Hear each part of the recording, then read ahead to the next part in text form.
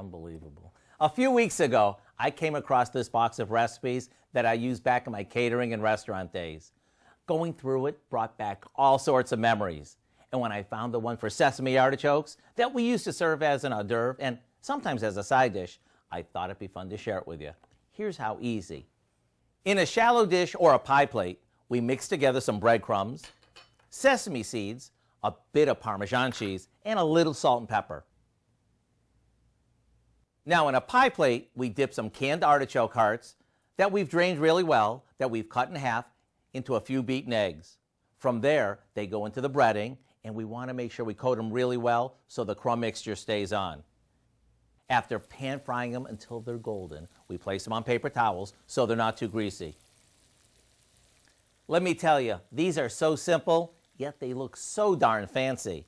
Maybe serve them with a homemade lemon sauce. That'll make these doubly good. I really hope you'll go online and get the recipe for our crispy sesame artichokes, along with our creamy lemon sauce to go with them. This way you can have a tasty side dish or a change of pace appetizer that's done quick as a wink. I'm Howard with Kelly in the Mr. Food Test Kitchen, where today we found a crispier way for you to say, ooh, it's so good. So good.